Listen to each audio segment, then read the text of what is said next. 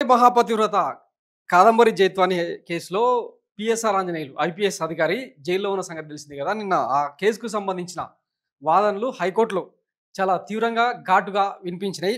ఈ నేపథ్యంలో ఇక మన పచ్చపత్రికల ద్వంద్వనీతి ఎట్లుంటదో తెలుసు కదా. విష ప్రచారాన్నేమో ఇంత పెద్ద పెద్ద తాటికాయంత అక్షరాలతో ముద్రిస్తారు.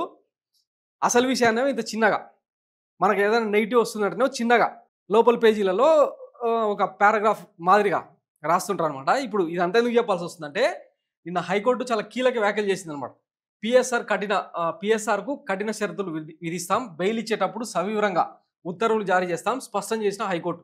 జత్వాని కేసులో బెయిల్ పిటిషన్‌పై విచారణలో ఘాటు వ్యాఖ్యలంట. ఎవరికి ఘాటు వ్యాఖ్యలేసింది అంటే, సిట్ అధికారులకు ఈ కేసును విచారిస్తున్న పోలీసు అధికారులను ఉద్దేశిస్తూ మాట్లాడిరనమాట. ఈయనకు బెయిల్ ఇవ్వొద్దు, చాలా కఠిన శిక్షలు అమలు చేయాలి, అది ఇది అని చెప్పి ఆర్గ్యుమెంట్స్ వినిపించడంతో ఈ కేసుకు సంబంధించి బెయిల్ ఇవ్వాలా వద్దా అని నిర్ణయించాల్సింది ప్రభుత్వమో పోలీసులో కాదు, కోర్టు విచారించాల్సింది అని చెప్పి తీవ్ర వ్యాఖ్యలు చేసింది.